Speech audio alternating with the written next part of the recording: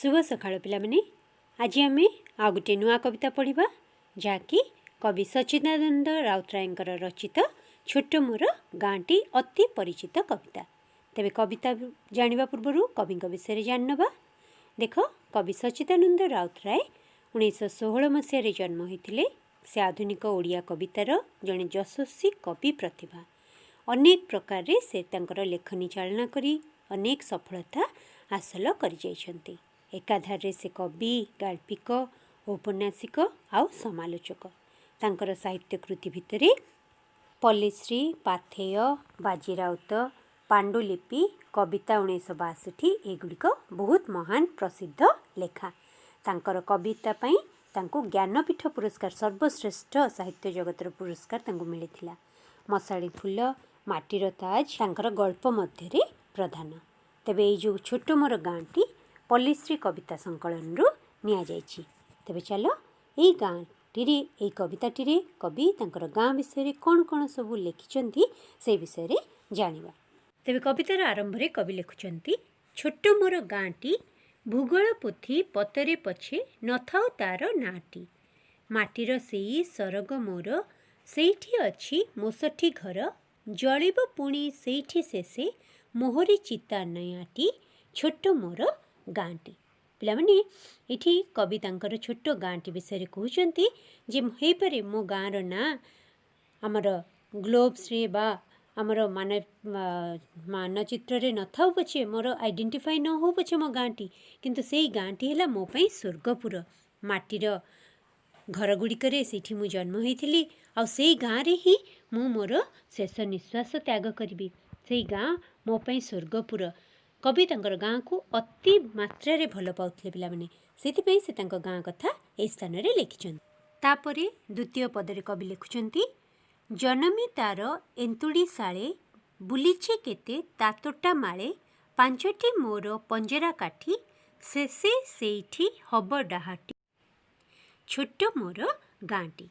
कवि कहवा अनुसार यही गाँर एंतुड़ीशाला माने जो पिला माने जन्म हुंती सेठी मु जन्म होईची सेठी मते माँ निआरे केते सेकिची आउ मु तार गाँर तोटामाळ बिल बाड़ी रे बुलीची बड़ होईची एई गाँ मते केते सुंदर पानी पवन देकी बढ़ेची आउ शेषरे मु एठी मोर सब जला जीव आउ मोर शेष निश्वास मु एठी त्याग करिबी। तृतीय पदरे कवि लिखुछंती ताहारी जल रकत होई सिरारे बहे जेसन नई निश्वासे मो ताहारी वायु चलाए प्राण नाहाटी छोट मोर गाँटी। कवि कहवा अनुसार यही गाँर जल मो देहरे रक्त होइके प्रभावित होइछि। मु सान बेले एठी केते खेलिछि आउ निश्वास तार वायु रे मु निश्वास नउछि तारी पानी पवन मो देहरे जीवनी शक्ति प्रभाव करउछि। आउ देख कवि बसिछंती आउ सी तांकर गाँ को स्नेह करिकी से गाँर विषय कहउछंती। एठी पिला माने आमे गोटे विषय शिखुछु जे आमे जिते बड़ हो जाओ आमर जन्म माटी को आमे केबे बासरी जीवानी ताको सब बेले स्नेह करिबा आदर करिबा आ ताठो आमे जहा किछि पाइछु ताको मने पके सब बेले ता पाखरे कृतज्ञता जणैबा। जेमती कवि एते बड़ हैला परे मध्य तांका गाँर स्मृति तांका मनरे उज्जीवित होई रहिछि। तापरे से लिखुछंती ताहारी फूल सागुआ लता कंठे मोर देला जे कथा आखिरे देला चाहाणी नुआ तार फगुण उषा पाहांती छोट मोर गाँटी। कवि कहउचंती एई गाँर फूल बगीचा तोटामाळ सब भितरे मु जेतले बढ़िली सेगुड़िक मोर अति आपणा रहिला। मते नुआ किछि देखिबा पई नुआ किछि जानिबा पई से मते साहाय्य कला। तार तोटामाळ तार गाँर पानी पवन ऋतु ए सब भितरे मु बड़ होईची आ मते नुआ नुआ शिक्षा एई गाँर पानी पवन माटी मते शिखेइची तेणु कवि ता पाखरे कृतज्ञ। पुणी कवि लिखुछंती झरना तार कला जे कवि नयने देला रूपर छवि बुहाई देला सपन ढेउ पथर बुके निहाती छोट मोर गाँटी। कवि एठी कहउचंती तांक गाँरे बहिथिबा झरनार जल जहा पाखरे बसिकी झरना कूଳରେ तांकर लेखिबार प्रक्रिया आरंभ होइथिला आउ सेई प्राकृतिक सौंदर्य सबू तांको कवि हेबारे साहाय्य करथिला। मनरे नुआ नुआ स्वप्न तांकर भरी देइथिला।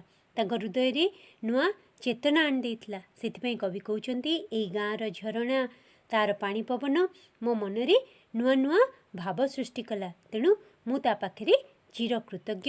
ଆଉ ଏଇ ମୋର ଛୋଟ ଗାଁଟି ମୋର ଅତି ପ୍ରିୟ। ପୁଣି କବି କହୁଛନ୍ତି ତାହାରି ଲଟା ତାହାରି ବଣ ତା ଗାଈ ଗୋଠ ମୁରରେ ସୁନ ଫସଲ କଟା ମଧୁର ଗାନ ସକଳ ମୋର ସାହାଟି ଛୋଟ ମୋର ଗାଁଟି। କବିଙ୍କର ଗାଁର ପରିସ୍ଥିତି ପରିବେଶ କେତେ ସୁନ୍ଦର। ସେଠିକାର ଲଟା ପାଣି ପବନ ଗାଈମାନେ ଯେତେବେଳେ ସନ୍ଧ୍ୟାବେଳେ ସକାଳ କାଳରେ ଏକାଠି ଗୋଠ ହୋଇକି ବାହାରୁଛନ୍ତି ଆଉ ଗାଈଆଳ ପିଲାଟି ତା ପାଖରେ ମୁରଲି ଧରିକି ବା ବଂଶୀ ଧରିକି ବଜାଉଛି, ଫସଲ କଟା ହେଉଛି, ଧାନ ସବୁ ଉଁଷା ହେଉଛି, ରଖା ହେଉଛି। ଏସବୁ ଚିତ୍ର କବିଙ୍କର ମାନସ ପଟରେ ମନରେ ଛାପି ହେଇକି ରହିଛି। ସେଇଥିପାଇଁ ସେ ଯେତେ ବଡ଼ ହେଲା ପରେ ମଧ୍ୟ ଗାଁର ସେଇ ପରିବେଶ ଗାଁର ସେଇ ସୁମଧୁର ସ୍ମୃତିକୁ ମନେ ପକାଇକି ଏଇ ସୁନ୍ଦର କବିତାଟିକୁ ଲେଖିଛନ୍ତି। ତା ପରପଦରେ କବି ଲେଖୁଛନ୍ତି ଆଲୁଅ ତାର କି ମନୋହର ଅନ୍ଧକାର ତାଠାରୁ ଭଲ ଜୀବନ ପଥେ ସକଳ ତାର ଫିଟାଏ ନୂଆ ରାହାଟି ଛୋଟ ମୋର ଗାଁଟି। ଗାଁରେ ଯେତେବେଳେ ସକାଳୁ ସକାଳୁ ସୂର୍ଯ୍ୟ କିରଣ ପଡ଼େ ସେ ଗଛ ଭିତର ଦେଇକି କେତେ ସୁନ୍ଦର ଆଲୁଅ ଦେଖାଯାଏ। ଆଉ ଅନ୍ଧାର ଯେତେବେଳେ ଅନ୍ଧାର ହେଇଯାଏ ସଞ୍ଜବେଳେ କିଟକିଟ ଅନ୍ଧାର ହେଇଯାଏ। ତ କବି କହୁଛନ୍ତି ଏଇ ଗାଁର ଆଲୁଅ ଅନ୍ଧାର ମୋତେ ବହୁତ ଭଲ ଲାଗେ। ଏଇ ଗାଁର ଆଲୁଅ ଅନ୍ଧାର ସକାଳ ସଞ୍ଜ ମୋତେ ମୋ ଜୀବନରେ ନୂଆ ବାଟ ଦେଖେଇଛି। ମାନେ ମୋତେ ରାସ୍ତା ଦେଖେଇଛି ମୋ ଜୀବନରେ କେଉଁ ପଥରେ ଯିବି। କାରଣ ମୋ ଗାଁର ପ୍ରକୃତି ଏତେ ସୁନ୍ଦର, ମୁଁ ତାକୁ ଦେଖିକି ସୁନ୍ଦର ସୁନ୍ଦର ରଚନା ଲେଖିପାରିଛି, ଗୀତ କବିତା ଗଳ୍ପ ମୁଁ ଲେଖିପାରିଛି। ଆଉ ଏଇ ଗାଁ ମୋ ଜୀବନରେ ଗୋଟିଏ ରାହା ସୃଷ୍ଟି କରିଛି। ତେଣୁ ମୁଁ ମୋ ଗାଁକୁ ବହୁତ ଭଲ ପାଏ। ପିଲାମାନେ ଆଜି ଆମେ ଏଇ 7 ପଦ ଯାଏଁ ପଢ଼ିବା। ଆଗାମୀ କ୍ଲାସ୍ରେ ପୁଣି ଆଗକୁ ଯିବା। କବିତାଟି ବଡ଼ ଅଛି, ଏତିକି ଯାଏଁ ତୁମେ ପଢ଼ିକି ଅଭ୍ୟାସ କରିବ। Take care, bye bye.